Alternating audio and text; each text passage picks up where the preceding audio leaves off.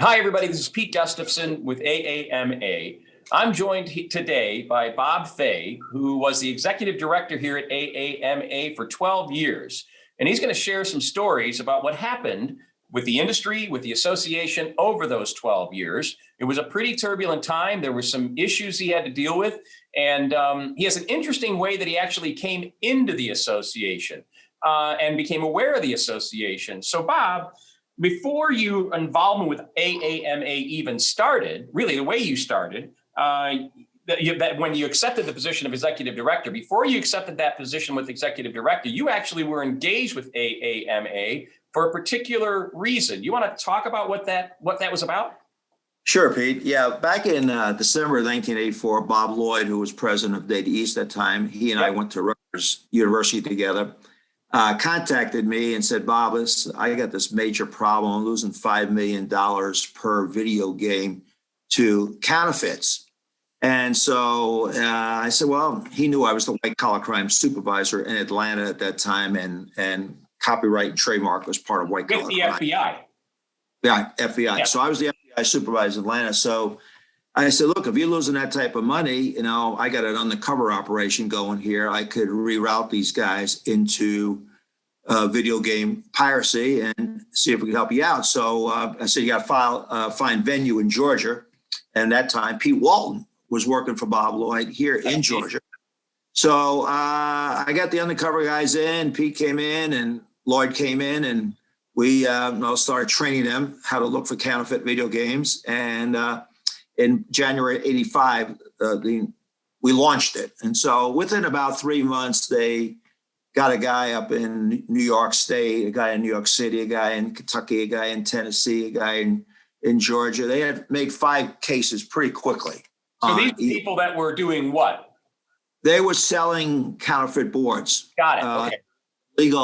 Illegal boards, and in one case, one person was operating. 4 of the 5 were what we call illegal distributors. Okay. In fact, one of the guys was going to law school in upstate New York, and when he flew to Atlanta to meet the undercover agents, he had suitcases full of counterfeit boards that we bought from him. So what happened is, in 85, in about April, Lloyd had Karate Champ and Kung Fu Master. Sure. Were the 2 being counterfeited. And Commando was just getting ready to come out. Was it Commando? I think it's something like that. It was the 3rd game. Right, yeah. So I asked, Bob said I need relief. So I said, okay, since you're my friend, I'll give you a choice here. I could pull the plug on the undercover operation, indict these guys, arrest these guys, and get the word out there that copying of video games, audiovisual works, is a violation of federal law. And I said, but if any of the undercover guys have to testify, then I'm not going to be able to let them continue on. So what happened is I pulled the plug, as Bob asked me to do it, indicted these guys, arrested these guys. One guy did go to trial. So that caused the undercover agents to have to testify. Okay. So we're not able to continue. They came up with so much information that this was widespread from Korea to Canada into the US, illegal distributors all throughout the country. Unfortunately, these boards were being manufactured in Korea? Korea, then shipped to Canada, then Canada into the US, mainly from Toronto. So, so what happened is we couldn't continue. So I guess the problem was still there. It was a big problem. We only got a tip of the iceberg. We were able to prove that it was a criminal violation, and the fact that the industry could know that, hey, you could go to jail for counterfeiting, operating, distributing, or manufacturing counterfeit video games. So it was about then. So in January of 86, Glenn Braswell called me and said, hey, Bob, look, I'm leaving. Glenn Braswell was? He was the executive director at that time. Okay, got it. He said, Bob, I'm leaving. I'm going to go to another association. And he said, the guys know this problem is the number one problem, because at that time, AMA was made up of only video game manufacturers and distributors. That's right. What I think about 40 members. So then Paul Moriarty called me. He was at Taito at that time. And of course, Lloyd called me, and said, hey, would you think about leaving the Bureau to come up and run our association?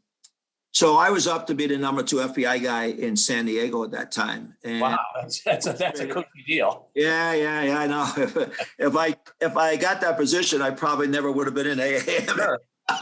You get into San Diego, it's hard to get out. Yeah, so I said to the guys, I said, look, I was kind of frustrated with the bureaucracy.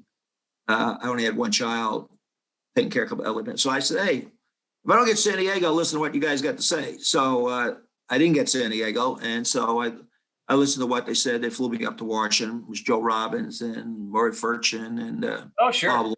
Yeah. And so they were the ones that kind of did the interview. And so they made me an offer, and I was frustrated with the Bureau. So I said, hey, you got one life to live, and I'm going to go for it. You know?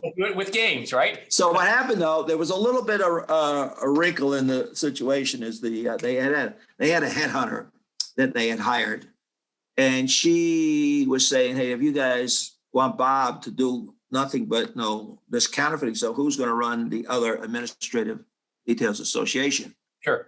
So that caused them to hire this David Weaver guy to do the administrative stuff while I was on. So I was kind of a little bit taken back because I was approached to be the executive director. Now I was coming aboard as I think the title was a director of industry affairs and enforcement. It was a smart move for the association. How big was the association at that time? Do you remember how many people were on staff? Probably about 38 to 40 members. Only video game manufacturers and distributors like C.A. Robinson, Brady, Betts, and all. Yeah. But my question is staff-wise, how big was the staff at that time? The staff, there was one lady that was the kind of to help Clay down. I think there was one employee. And I came along. They let me hire an assistant. Yeah. To help me with all the my job. And had you relocated to Chicago then? No, we were in Washington, D.C. Got it, Washington, D.C. Right. Yeah. So I had served in the Bureau of Washington, D.C. So I was kind of comfortable with Washington, D.C. I didn't have any objection except for so we moved from Atlanta to Washington, D.C. And I started in April 18th, I believe, was April 20th, 21st, something like that. Well, last Bureau was the 18th, so I think it was the 21st of April. And so for the first 2 years, I had to set up this whole anti-piracy program. So I had to deal with Korea, deal with Canada, deal with illegal distributors in the United States, and unfortunately, a lot of operators that were operating counterfeits. Sure.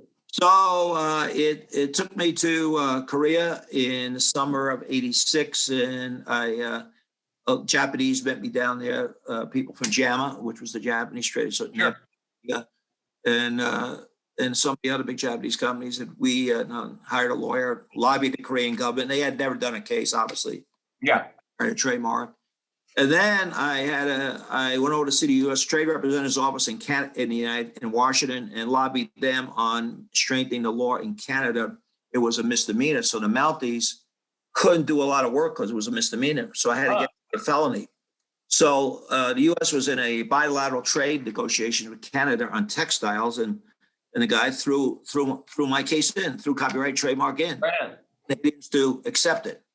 So once that happened, then we had the Mounties. It was a criminal offense in Canada. And then in the United States, the lady that I hired was a former FBI employee, but her husband was a big shot with customs. So I only worked with customs because it was a clear-cut violation from the border from Canada into U.S. So even though I worked a little bit with the FBI, I mainly worked with customs because it was a clear-cut violation. Yeah. So we started at all fronts, I went to Korea, got evidence. I went to Philco, was the big company. They had like 10-story office building, 250 employees making counterfeit. Wow. This was had blue blazers on with the little Philco script over the pocket. It was amazing. This was in Korea.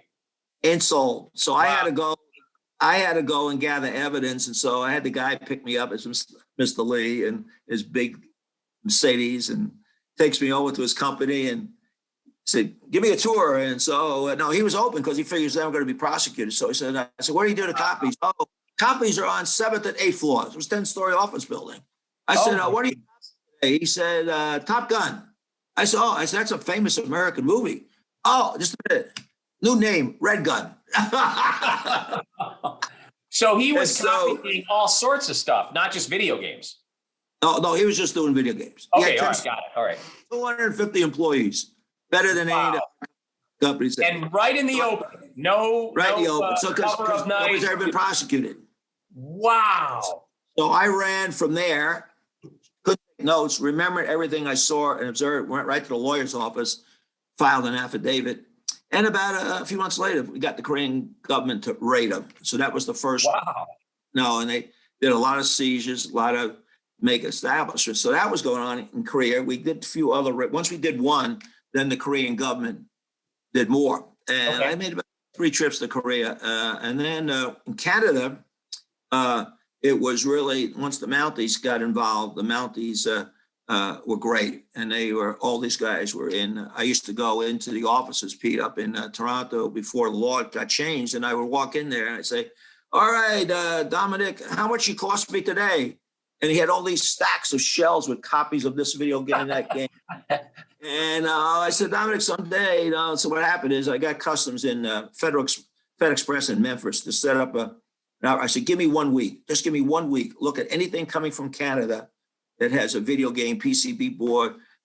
Please just give me. So they did it and they cleaned up. They seized so much stuff. It put the Canadians pretty much out of business. Wow. Because they had already paid for the copies and now they weren't getting any money from their customers in the US because customs had it. So, and then in the US, there was a couple of big guys in California, a big guy in all places, Sioux City, Iowa. And then there was guys, these are the big distributors. And there's about, I say half a dozen, what I would call illegal distributors. And then unfortunately, there was a lot of operators operating, some as many as 200 plus copies, and so we hit it on all fronts. And I would say, Pete, probably within 2 years, the problem was under control or almost. So gone. when would this have been?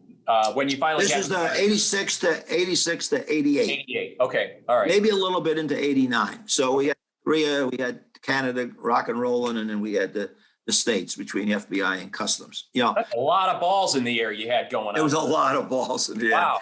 It was a lot of I was on a plane all the time going to, because our members, either the distributor, somebody would call and say, Bob, I got this problem here. Spent a lot of time in Chicago. I mean, in Chicago, worked out of there. And we just, about 2 years, I think it started, getting under control. And they had me come in. Frank Ballou was the one responsible for hiring me as the executive director. Let me step back a minute. In 87, we also started the Location Trade Show program. The Location Trade Show was kind of really going well. We were expanding. We were going to more shows. Yeah. And then in 89 was the first time we hopped down to a Department of Commerce trade show. Gil Pollock now was the president. Yep.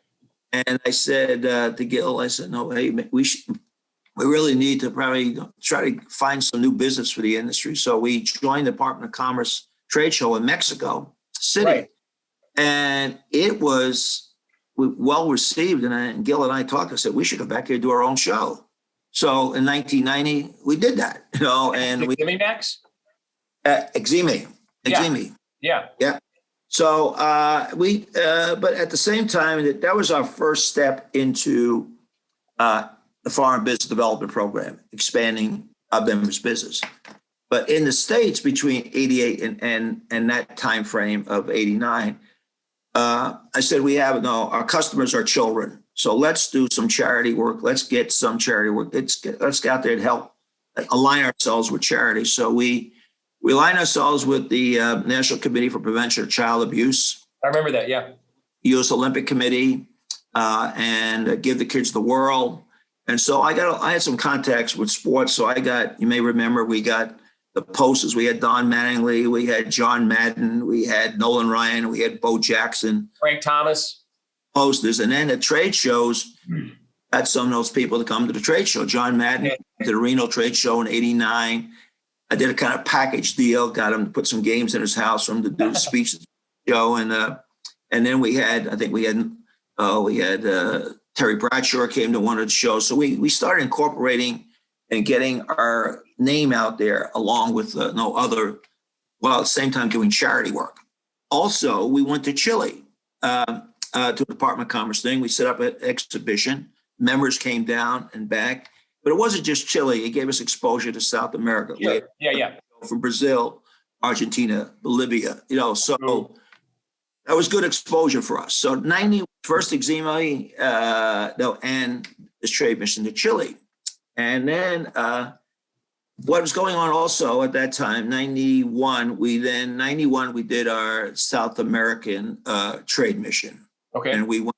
So the people that were really active were Frank Ballou, Mark Strews, I think Tom Kane came along from skee ball. Okay, sure, yeah. I got to give Rick Kirby a big pat on the back because he was the one to bring in other members. So he brought in skee ball, ice, non-video game people. Interesting. Okay, so it wasn't even just manufacturers back then. It was video game manufacturers, pinball manufacturers. Well, Gil Pollock was. That was about it until Data East. He had Data East and Williams, of course. But Williams was both. Yeah. Yeah, Williams was both, and Data East was there because they were both. Yeah. But Rick was the one that got other members. So once we got these other members, we said we got to do services for these other members. So that's the Location Trade Show was one. Yeah. The Business Development Program was the second one. Yeah. So the trade mission in 91 was South America was good. Guys started doing business, So now what happened is the Japanese and as we're expanding our borders, we still got a counterfeit problem overseas. Okay. Koreans had counterfeiting business moved to Taiwan. And they basically said, okay, they gave up Canada and the US, but they still had South America, Europe, Asia for copies. So we formed a new group called the Anti-Counterfeiting Coalition. The Japanese funded it, and I administered it as another duty of AAMA. So I hired DEA agents to work South America and Mexico, hired former IRS agents to work Italy and Spain. We selected. So they came on board with AAMA. They became AAMA employees? No, they were being paid as a contract employee by the AAG. Okay. By the Japanese are basically paying them. So they gave up their prior positions to take these roles. They were retired. Okay. All right. So what happened is, as we expanded, we had to get rid of the copies. So we selected Mexico, Brazil, Chile, Argentina, Hong Kong, Taiwan, Spain, and Italy. That was the 8 target countries. And then I hired people that had connections, could be in these countries. So it worked out. I had for 93 when we launched, about 95, we started making criminal cases in these countries. And I remember clearly as today, Steve Kaufman calling me all excited saying, hey, I just sold my first 50 Teenage Mutant Ninja Turtles legal games to Mexico. And we were getting like success story after success story about this to export as the copies disappeared. So another phenomenon came along that the association had to deal with was called gray market. So in the States, the copies were gone, but people were still buying some importing gray market goods, which were goods that were originally manufactured but intended for use in the country of Japan. We call those parallel boards. That's exactly right. Same thing. Yeah. So manufactured by an authorized company.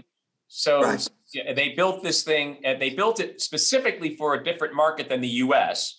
The operators would use it there for a couple of months, make some money, package it up, and sell them against the legitimate subsidiary in the U.S. of the Japanese. That is correct. Yeah, that's correct. So there was a coalition. No, AAMA wasn't big enough to fight these battles alone. I mean, we did fight the piracy issue alone, but we joined a coalition in D.C. A lot of other bigger industries were having the same problem. Okay. Cosmetic industries, and so we joined that coalition, and they did some pretty good work on getting some action, some legislation changed on gray markets. And was this at the time when you created, or the association created, the stickers to legitimize a board? That's right. That was a good point. That was back in the late 80s. We called AAMA Protect stickers. Okay. Because when I used to do my seminars, I would say, hey, no, here, if you don't see an AAMA Protect sticker on it, it's not legal. And then the manufacturers would buy them from AMA. It was a little fundraiser for AMA. At the same time, I could use it in my speeches. Then we had video violence popped up in probably about 1993. I think that's when it first popped up, where people started. No, the home industry was the main target, but we kind of roped into it a little bit. We kind of got into it. We had Steve Koenigsberg was president, so at that time, so he had to testify. I went up the hill with him to testify between Lieberman and Cole, with the two senators. Okay. Driving that issue, and they then were driving an issue that was going to illegalize the performance of these games to someone under 18 years old. Yeah, they had a lot of crazy stuff. The rating system came out for the home game. Yeah. Then we created our stickers. Right. The green, yellow, and red stickers. So we weren't the main target. We were in sight a little bit. We weren't the main target. The home game was, but we had. Was this when Elliot Portnoy first came in contact with the association? Elliot Portnoy came in contact with the association in '93 when the association moved from Washington to Chicago. I was going to Chicago a lot, and really didn't want to come to Washington, D.C. except for once a year. I had a tough time getting the members to come in more than once a year because we were kind of isolated. We were Illinois, California Association. Sure. Basically. That's where the members were concentrated. Right. Yeah. So we had Glasgow in Chicago, AMOA in Chicago, half the membership in Chicago. Yeah. And so it kind of made sense. I thought Bill Rickett was the president at that time. And so when we made the move to Chicago, we had Don Barnes as our lawyer, but he said, I used to have a saying, he'd say, hey, my saying was, he's not a Rhodes Scholar. So Barnes said to me, hey, I got a Rhodes Scholar for you, Bob. Elliot. Literally a Rhodes Scholar, literally. Right. Yeah. And so we felt we were in good hands. We had Elliot, Representative Hill, because Pete, we couldn't do it by ourselves. We had joint coalitions. We couldn't fight legislative battles alone. You have to join groups. What you do now. Sure. Yeah. We're doing it now. Yeah. Sure. So what happened is we had Elliot there, and then when we moved to Chicago in I guess it was August of '93. So by Chicago, you mean Elk Grove Village, to this building. Elk Grove, that office right there. You're sitting there, right there. And then we hired a new staff there, which was nice. We had a nice staff when we started, and that was in the summer of '93. Wow. And so and '93 was also kind of an eventful year. That was the first year that we went to China. There was a small little trade show in November, December '93. It was Frank Ballou and Mark Strews. That's another name I should admit. Mark Strews was really instrumental in this foreign business development thing, getting going along with Strews and Tom Kane and Brian Carrera, of course. So yeah, sure. He was the first trip. So it was mainly Ballou, Strews, and I that pioneered it to China in '93. We went to Beijing and Shanghai, and then we said, okay, now where are we going to go now? We went to Taiwan also that year. We participated in a trade show in Taiwan because the counterfeit problems there had subsided based on the. Okay. And when was this? '93? '93. Okay. So in 93, we also, as I told you about creating the AAG. In '94, we set up our first Asian trade show, the Asian Amusement Expo. And where did you hold that? In Hong Kong the first year. Wow. Again, it was Ballou, Strews, Carrera, Tom Kane, and of course Bill Glasgow. And we said, so the good thing about this is this is one of the things I was proud of. It was little AAMA, and we were able to pull off this trade show. In '90, we did it in '90. So '94 we launched. '95 was the first year with IAAPA, and then we were in Hong Kong '94, '95, '96. Then moved to Singapore in '97. Wow, you got around. Back and forth, yeah, a lot around. So that was successful. We were raising money for the association. The members were doing more business, more export business, and so. And I guess in 95, we did a Asia trade mission, and that was to feeding off on our success in 94. I think we did Singapore, Thailand, Malaysia.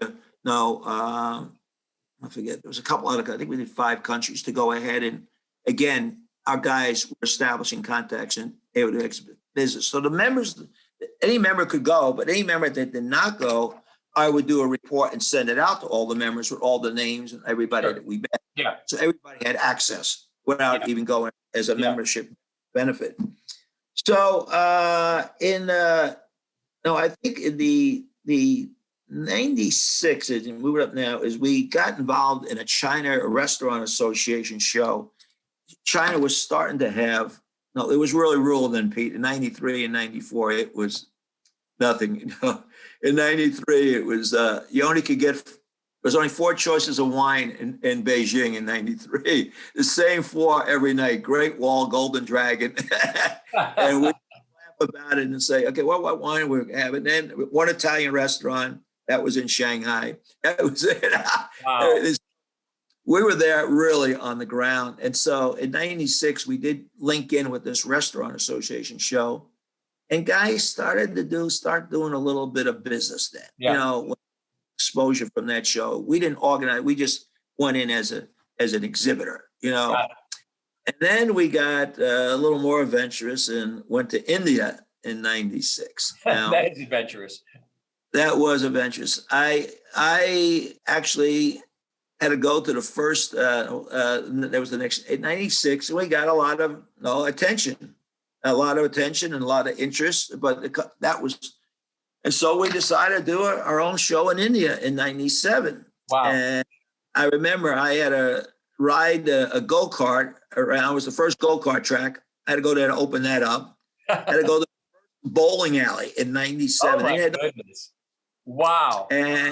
And so it was a success. Valley and NSM, in my opinion, did a lot of business the first couple of years. Yeah. And then unfortunately, you know, they kind of figured ways how to make stuff on their own, you know, and stuff. And other guys did a little bit. So we were there for about 3 years, and then David Snook wanted to buy our show. So we sold it to Snook in 2000 while I was still there before I left AAMA. The only other thing was we did one other trade mission before I left. That was to Scandinavia, in Estonia and Latvia and Sweden and Norway, places that in 99. But I remember I had to go some other places. God bless his soul. Joe Dillon was just such a great person. He was in 90. Remember, after several great years in Mexico City, they had a problem, devaluation in like mid-90s. Oh, yeah. And We the guys were were going to those to buy a loaf of bread. Yeah. Right. And we were getting ready to bail.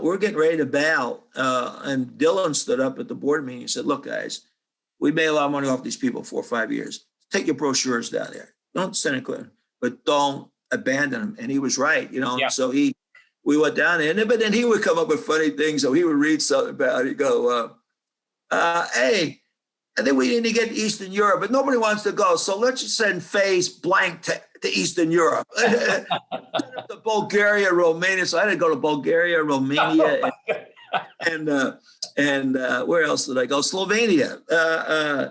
And Dillon said, look, let him go. You write a report, and we'll all. So Joe was a funny guy. My goodness, that's great. So I did a couple of those side trips solo. With Dillon or some of the other guys would say, hey, Bob, send Bob over there. So, and then there was other coalitions. I was a member of ITAC 4. That was the International Trade Advisory Committee. So for our type of product. So I go to Washington once every couple of months. And I used the relationship with the Commerce Department to use them for all these trade missions and also to lobby them when NAFTA came about. There was an immediate phase out of tariffs, 5-year phase out of tariffs, or 10 years. So I was able to lobby them to get the amusement industry immediate phase out on the NAFTA, which also helped. That's great. Export. Wow.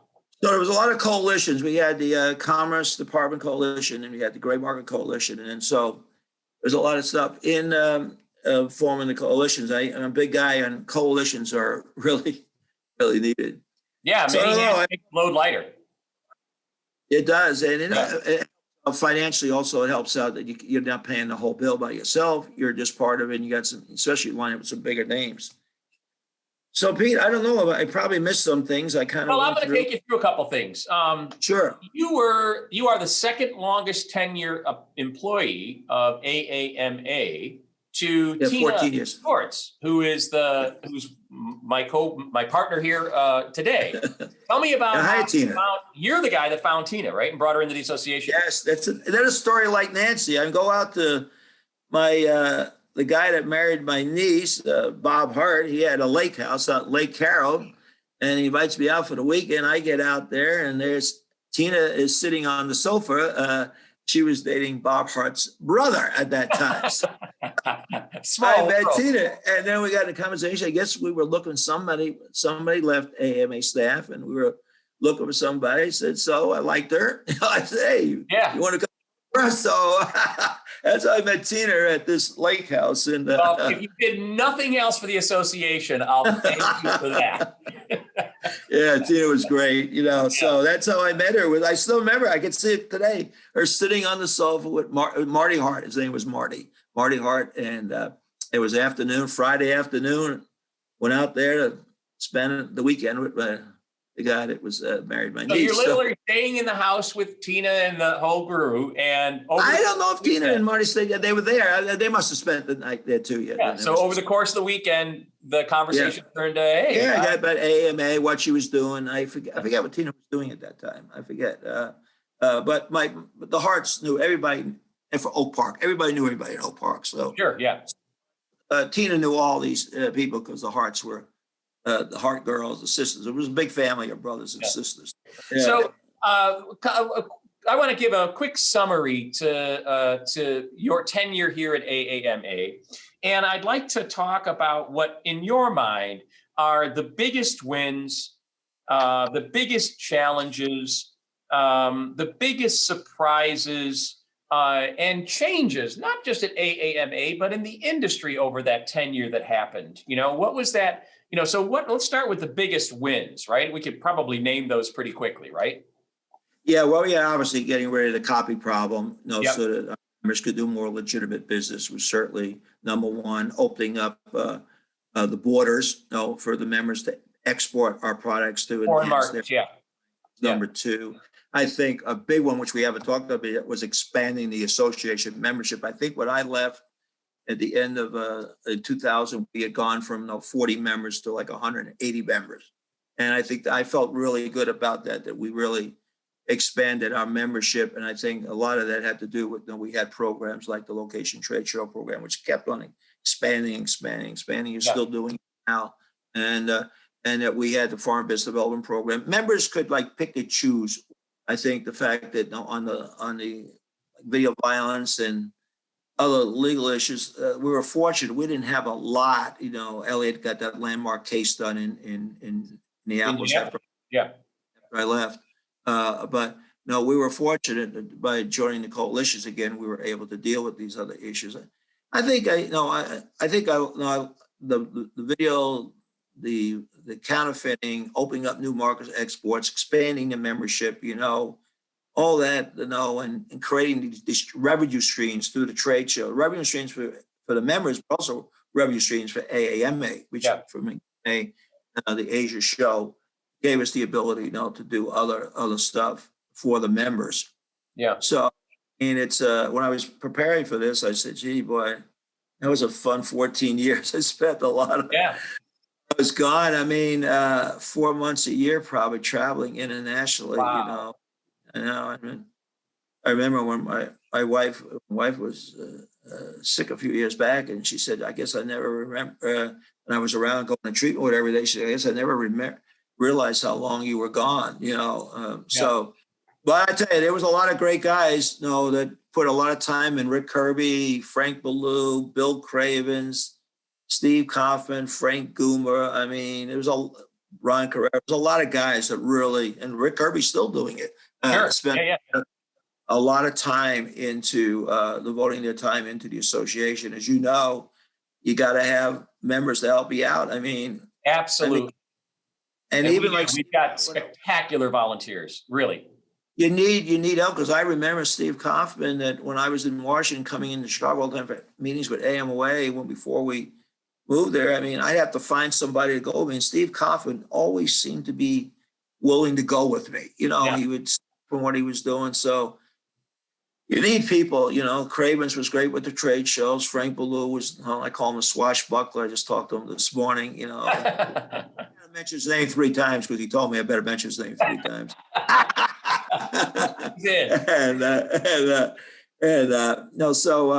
No, it was a lot of Frank Guma spent a lot of time and effort, his own time and effort with the association. But we had a good input. All the presidents, you asked me about that. Frank Ballou was the swashbuckler. He said, knock down the walls, stop these people from stealing from me. Gil was a little bit more a statesman, you know. Okay.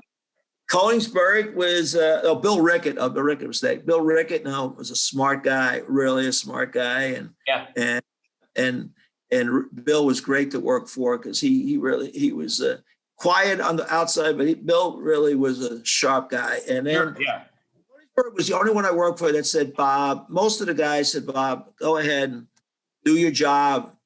I'm here for you. You know, I got to run my company. I'm here for you. If you got any issues, keep me advised. But Koenigsberg was the only one that said that he said, look, Bob, if I'm going to be president, I want to be president. I said, hey, no problem. You just tell me what you do. So for Steve was the only one that I dropped back a little bit, in a support role instead of being with Steve. So that was a little bit different. That was fun. And then of course Rick was great. Rick was the best. The best. And then like Mike Ruwitz was also great, because he was, he had been involved in some of the stuff because of Japanese. We were very close to the Japanese, you know. Sure.